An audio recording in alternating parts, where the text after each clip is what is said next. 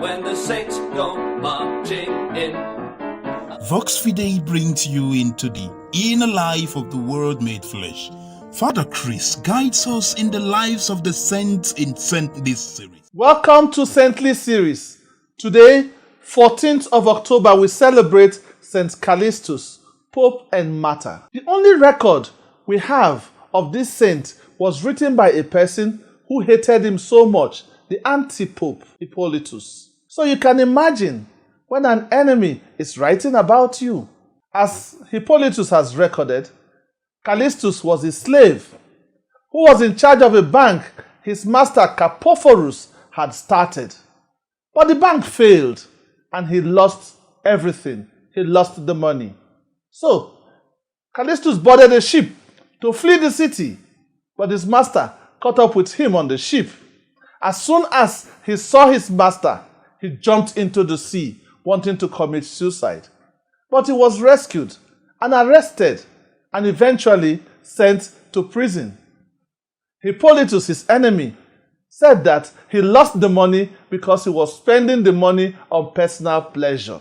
He pleaded for more time so that he could recover the money from those who borrowed from the bank. This at least shows that he did not squander the money on himself. Some Christians who had invested in the bank also begged Capophorus for the release of Callistus, for they believed that they would somehow recover their money if he was released. And he was released and later rearrested for assault as he was trying to recover some debt from some Jews who were praying in their synagogue. They were at prayer and Callistus went there to meet them, shouted at them, "My money, my money!" This time, he was banished to the salt mines in Sardinia. And much later, at the request of the emperor's wife, who was very kind-hearted towards Christians, the Christians in the salt mine were released. Having been released, Callistus returned to Rome.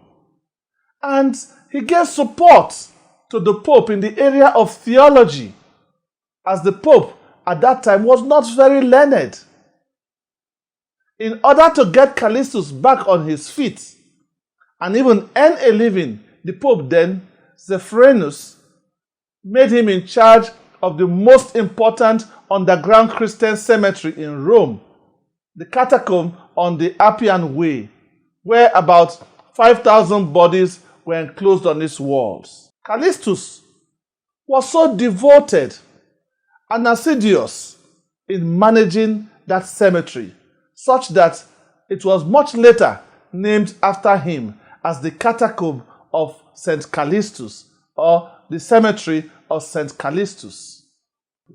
With the death of Pope Zephyrinus in 217 AD, Callistus was popularly elected Pope, crowning his efforts from slavery to a more exalted form of service to God.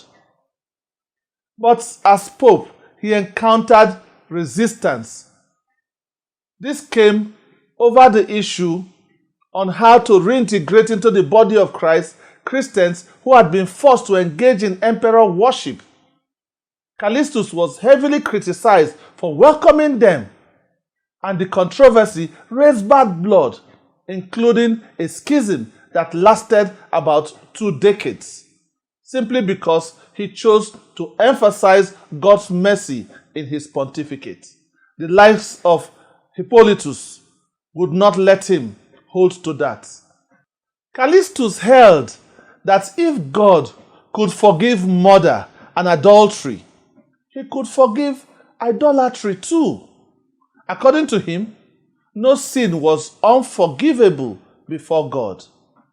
His arch-enemy Hippolytus, the anti-pope, considered him too lenient in this regard. Callistus' life is not richly detailed, but he died in 222 AD, most likely by martyrdom, and ironically, he was not buried in his own catacomb. Callistus is listed as a martyr, but we have no record of how he was martyred or by whom. There was no official persecution at the time of his death, but he may well have been killed in one riot against Christians. His tomb was discovered in 1960, and his remains were transferred to the Basilica of Santa Maria in Trastevere, Rome.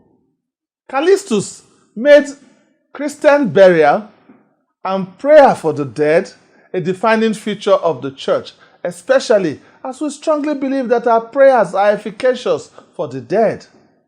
We learn by his example to take seriously the spiritual and corporal works of praying for the dead and burying the dead. He is the patron saint of cemetery workers.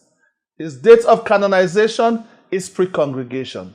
The color of the day is red. What we offer the saints is veneration.